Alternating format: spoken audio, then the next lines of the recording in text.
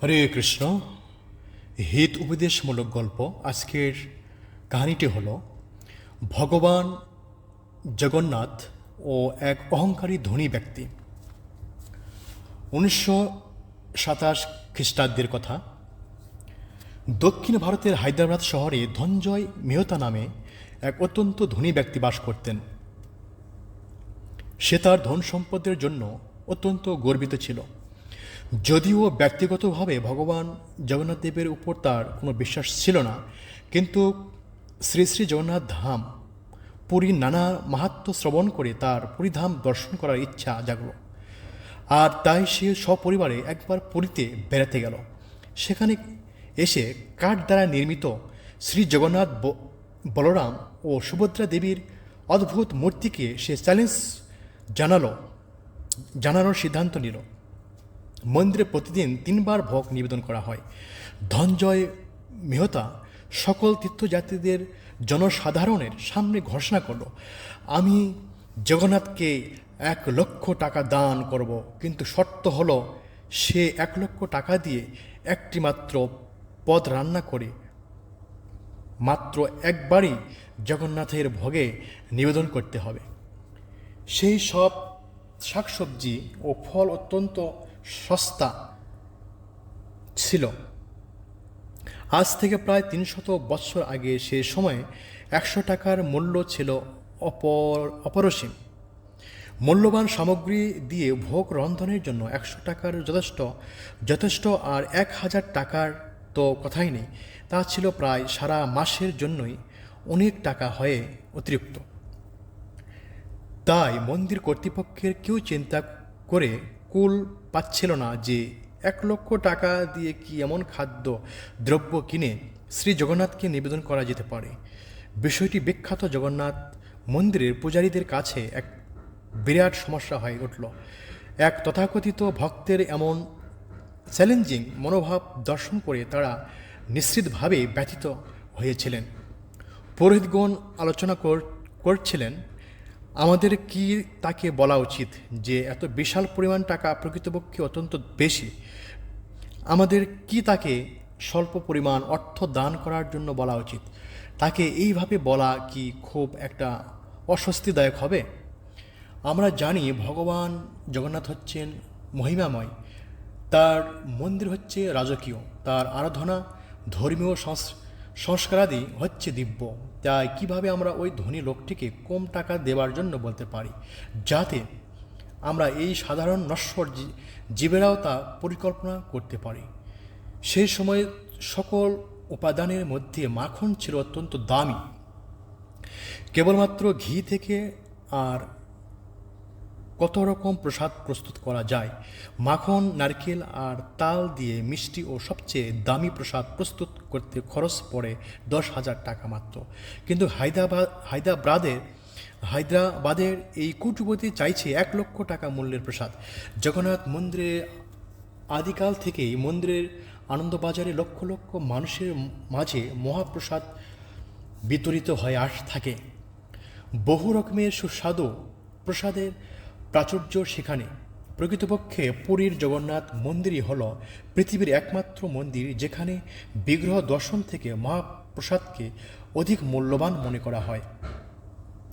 সকলেই সে প্রসাদ গ্রহণ করতে পারে। সেখানে জাতি, বর্ণ, বংশ কোনো ভেদাভেদ নেই। কিন্তু কখনো এই ধরনের সমস্যার উদ্ভব হয়নি। এই সমস্যার সমাধান মন্দিরের পাচকগণের চিন্তারও বাহিরে। এমন কোনো প্রসাদ নেই যার প্রস্তুতের খরচ 1,00,000 টাকা হতে পারে। অবশেষে মন্দির কর্তৃপক্ষের সকলেই মিলে সিদ্ধান্ত গ্রহণ করলেন, চলো এই সমস্যাটি আমরা স্বয়ং ভগবান জগন্নাথকে জানাই, তিনি যা করবার করবেন। এখন সকালে মিলে একত্রে জগন্নাথ দেবের কাছে প্রার্থনা জানাতে লাগলেন। প্রধান পাণ্ডা বা পুরোহিত আকুলভাবে ভগবানের কাছে সমস্যা কথা নিবেদন করে অবিরাম প্রার্থনা করতে লাগলেন, হে ভগবান, দয়া করে আমাদের জানিয়ে দাও 1,00,000 টাকা দামের কোন প্রসাদটি তুমি পছন্দ করছ। এদিকে সে ধনী ধনঞ্জয় মেহতা ও হায়দ্রাবাদে তার ব্যবসা সংক্রান্ত কাজে ফিরে যাওয়ার জন্য উদ্বিগ্ন হয়ে উঠল। সে আর বেশি দিন পুরীতে থাকতে চাইল না। সুতরাং সে পরের দিন সকালে তার কাছে এসে পান্ডাদের জানাতে বলল 1,00,000 টাকার প্রসাদ বিষয়ে তারা কী সিদ্ধান্ত নিল।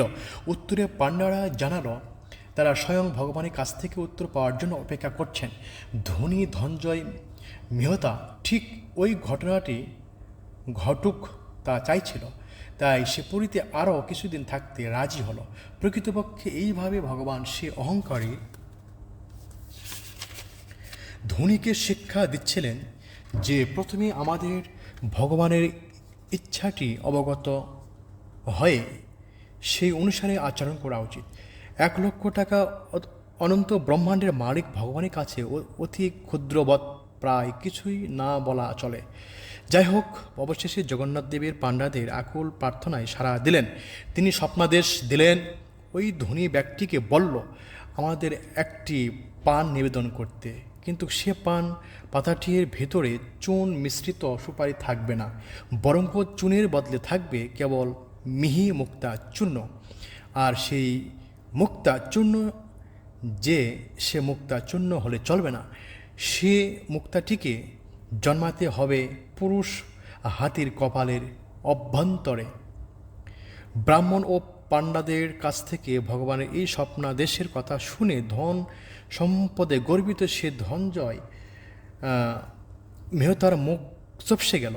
পাণ্ডা তাকে বলল, জগন্নাথ আপনার কাছে কত সাধারণ একটি জিনিস চেয়েছেন, শুধুমাত্র একটি পান আর সুপারি। তবে শুধু সুপারিটি পুরুষ হস্তির কপালের ভেতরে জন্মানো মুক্তার চূর্ণ দিয়ে বিশেষভাবে প্রস্তুত হতে হবে। একটি পান ও সুপারি এই যুগেও কত সস্তা, বড় জোর 8 আনা কি 1 টাকা। শুধু সুপারিটি পুরুষ হাতির কপালের ভেতরে জন্মানো মুক্তার মিহিচূর্ণ দ্বারা মিশ্রিত হতে হবে। আর এই ব্যাপারটি গর্বে গর্বিত ধনঞ্জয় মেহতাকে শঙ্কিত করে তুলল।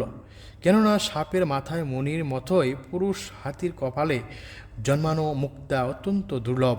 হাতি মরাই হোক আর জান্তই হোক, একটি হাতির দাম 1,00,000 টাকা।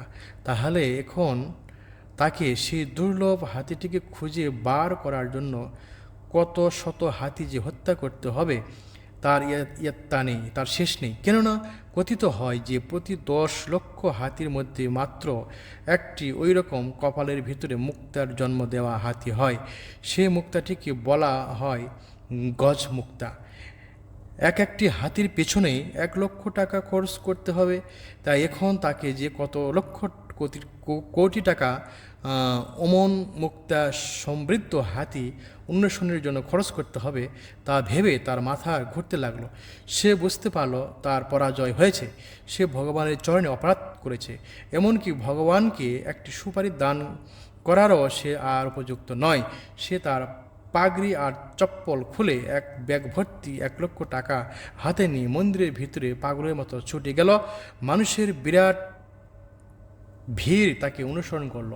সকলেই এই আশ্চর্য দৃশ্যটি দেখতে উৎসুক। তার নিজেরই ধনগর্বের খেলার প্যাচে ধনঞ্জয় মেহতা এক ভগবানের কাছে পরাজয় স্বীকার করতে চলেছে। তার সমস্ত অহংকার এখন চূর্ণ হয়েছে। সে জগন্নাথের কাছে গিয়ে প্রথমেই ফুপিয়ে ফুপিয়ে কাঁদছিল, তারপর শিশুর মতো চিৎকার করে কেঁদে কেঁদে পরম ভক্তি ভরে সে বলতে লাগলো, হে ভগবান, আমি তোমার সঙ্গে মূর্খ মানুষের মতো ব্যবহার করছি, তাই এখন আর তোমাকে একটি সুপারি নিবেদন করার সামর্থ্য আমি নয়। তোমাকে নিবেদন করা আর কি বা আছে, এই জগতে সবই তোমার এবং তুমি সব। হে ভগবান, দয়া করে তুমি আমাকে ক্ষমা করো। আমি ক্ষুদ্র ও পতিত মানুষ তোমার শরণাগত হয়েছি। কৃপা করে আমাকে যথার্থ জ্ঞানী করে তোলো। আমার যা কিছু আছে আজ সবই তুমি নিয়ে নাও, কেননা সবই তোমার। হরে কৃষ্ণ। অত্যন্ত সুন্দর একটি কাহিনী আমরা শ্রবণ করলাম। তো অনেকেই আছেন যারা ধনী ব্যক্তি, তারা অনেক এই ধন সম্পদের তারা গর্বিত হয়ে অহংকারে এরকম নিজেকে তার সত্তাকে হারিয়ে ফেলে যে আমি একজন মানুষ, এই বিবেক পর্যন্ত তার থাকে না। তো অত্যন্ত একটি নীলা মহিমান্বিত একটি প্রসঙ্গ আমরা শ্রবণ করলাম। হরে কৃষ্ণ। সকলে ধন্যবাদ পরবর্তী কাহিনী শ্রবণ করার জন্য। আপনারা আমার এই চ্যানেলকে সাবস্ক্রাইব করবেন, লাইক করবেন, শেয়ার করবেন। হরে কৃষ্ণ।